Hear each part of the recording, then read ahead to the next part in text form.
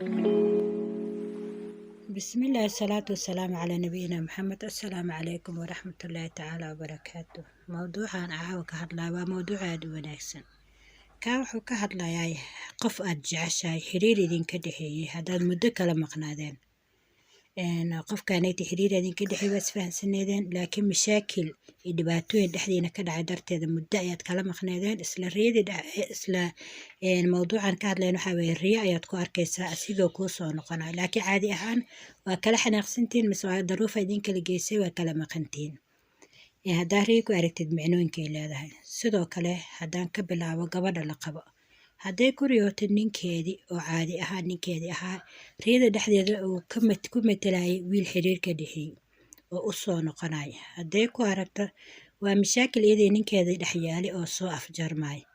Sidoo kale gabadha garoobka waxay tilmaamaysaa inuu ninkeedii xalaashaha oo qabay kala tageen inuu soo noqonayo mise guur kale insha Allah asiga ugu khayr badan wallahu yaclam. Gabadha la guursanin hadday ku riyooto wiilkii xiriirka ka dhexeeyay oo u soo noqday riyada dhexdeeda muddo badan ay kala maqnaayeen ka bacdi uu soo noqday. Taa waxay tilmaamaysaa inuu ka qoomameeyay ka maqnaashaheeda. Waxay tilmaamaysaa inuu ficlan rabo inuu soo noqdo oo xiriirkii uu soo celiyo. Markaasoo kale haddaa riyadaasoo kale aragtid waa inaad fursad kale siisaa.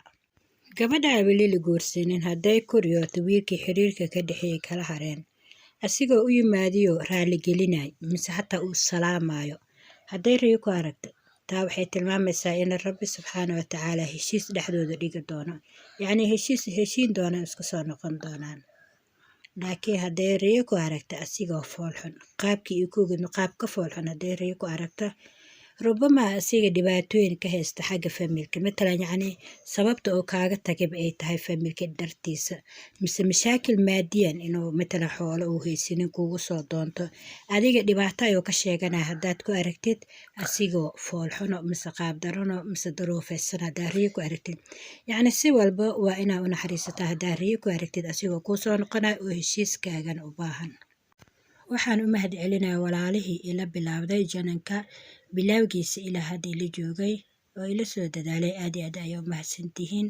Waxaan kaloo soo dhaweynayaa dad badan ayaa igu soo biiray wiigan dhexdiisa aad ayaa u mahadsantihiin waan idiin soo dhaweynayaa idinkana qaybta commentiga qoraal ii dhigo iskay bara si aan isku barano.